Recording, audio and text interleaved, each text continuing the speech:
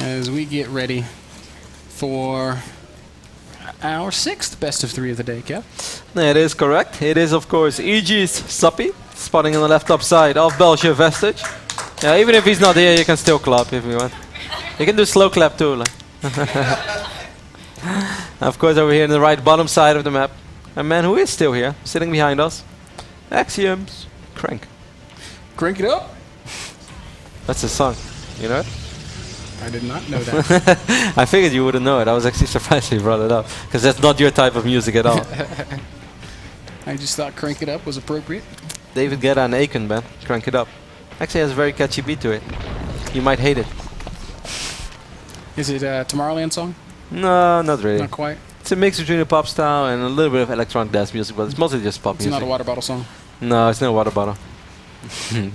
Curious to see how Suppy is going to play. For the people who wonder what are they playing for exactly, this is the final round of the WCS Challenger League bracket stage. So they start off in the round of 40, then go to 24. This is the round of 16. The losers will drop to the up and downs or the group stage, and the winner will be done and make another appearance in Premier League, or if something changes, then we don't know. But you do get $300 regardless, and you pick up a couple of WCS points, which always looks good on your resume. Ain't that right? Yes, Hater. sir. Crank looks like he wants to go Nexus first. Yeah, I feel still kind of sad for Crank. It's always like StarCraft is a game that comes down to such. I was just thinking about that today, or talking about it with Edison as well. It comes down to, a tenth of a second whether Oz or Maxet wins. If Oz drops a Photon Overcharge, that game ends completely different. And today as well, if Crank is able to land 2 or 3 good storms, he advances over Hack, and then he plays Eon, and who knows what could have happened. It's just crazy how it all falls together. And it's a game of inches, Kev. Forge going down in the back of Crank's main base. I don't think he's going to cannon Suppy. That would be a little bit silly given the opening of Suppy. It's a little late as well. But if you want to get analytic, you might say that this is how Parting likes to start the Soul Stream. With the Forge in his base? Yeah. Really? Yeah. Why the Forge in his base? I don't know, but that's just where he puts it. Always? Yeah. I'd beg to differ. Have to go back and review the tapes, but WCS 2012 Grand Finals. Actually, it's funny that you bring it up when he's playing against Suppy, because he did it, I think, 5 times against Suppy. And Suppy defended it very well. Yeah, Suppy was so. I think he was up 2-0 against Parting, right? Oh, I remember that. We were in China, and I just couldn't believe it when someone told me Suppy's up 2-0 over Parting. I was like, what? And then later on, I come back, and it's like Parting 3-2. And I heard that Parting was like slightly offended in the interview that Suppy hard counted him. He was like, Parting, you've been saying everyone that this threat is unbeatable, and you're gonna keep doing it. What do you expect? Good times. But I think in the end, Parting didn't matter because he did win $100,000 as well. His Overlord thinks there's a Mothership Core. Silly Overlord. You can't cast Chrono Boost. Neither can the Mothership Core. Mothership Core used to be able to give extra energy for Chrono Boost, though. Yeah, that was kind of funny. I was just thinking about it the other day, and I couldn't even remember how oracles were. It took me like a solid 3 minutes to remember that they used to be entombed, and I actually used it a lot because I remember I always used to like open up oracle and follow so with proud phoenixes. of your entombed storm drop. I know, and I almost forgot about how I did it. Here comes the robotics facility, so you might be right, Ben. Might just be a little bit of a soul train. It's pretty damn quick, Robo. 5 minutes and 30 seconds into the game. Suppy continues to imitate a Mothership Core with his Overlord, but is not going to see much with it. I want to defend myself for my silly comment earlier, since Twitter felt the urge to reach out to me big time and had like 15 tweets about telling me what Andre actually says. And obviously that makes sense. I never really listened to it that closely. But in Warcraft 3 we used to call supply food.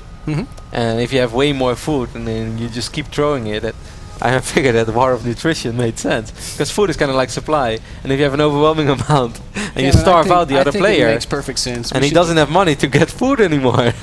I just, that's my logic behind it. It makes perfect sense to me. I think we should just add it to our casting vocab. Let's do it. Next to functioning and all the other good things. I mean, a good War of Nutrition. I don't like vegetables either, man. No, but if the other player has no money and he's not able to get any supply anymore, then he can't eat, and that's not nutritious. whatever. It's a long day. I say silly stuff. Forgive me. 9 more drones on the way for Suppy. So far, it's been a very solid opening for Suppy. Layer is halfway done as well. It's good scout. I think it's about time that Suppy is going to go full on unit production, man, because Crank is getting ready to hashtag roll out as soon as he has maybe one more Immortal. Choo choo. Man, he's doing this super quick. This is like the most economic way possible. He's probably going to go with 2 Immortals, right? I think, you know, if he wants to make it more powerful, 3. 2 is easier to micro, though. I must say, what I do miss from the Soul Terrain is Parting's Warp Prism micro. I'm probably the only one, but... Observer next, so I think it's just going to be 2, man. And he's going to leave his base so incredibly early. I think he can roll out at like 8 minutes and 30 seconds. Critically, Suppy's not really got anything in position to see this. I don't think he realizes what's up. He is making a ton of Zerglings, though. He saw the additional gates. He knows that it can always be a couple of gates behind the mineral line. He saw the robotics facility. He realized it was early. He's going to try to defend with Speedling Hydra. Yeah. I feel the Hydra Den is already a little late to the party. There's no way there's ever going to be Groove Shines, but we will see. Warp Prism is on the way as well. I'm surprised that he makes the Observer before the Prism, by the way. Most of the time you see it the other way around. At least that's how I do the Roddy build. A couple of Lings in the middle of the map are going to see what's up, and Suppy now knows that he has got to get busy. 7 Hydras on the way. Groove Spines has begun.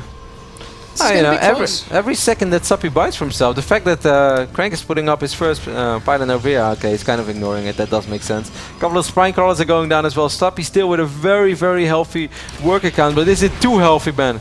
Did the War of Nutrition work against him?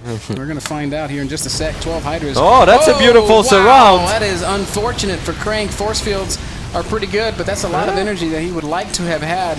I agree. Oh my god, and the Warp Prism gets sniped as well. Suppy. And oh, the Immortal's so exposed. One of the Immortals might fall immediately. Well, this has gone poorly.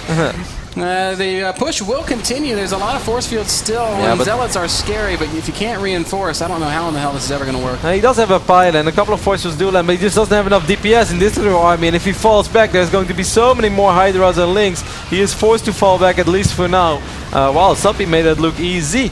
Suppy. Down goes UC Berkeley represent. A couple more drones, because Suppy will not press the attack. He doesn't have to. No need to get off creep. Still 9 workers ahead.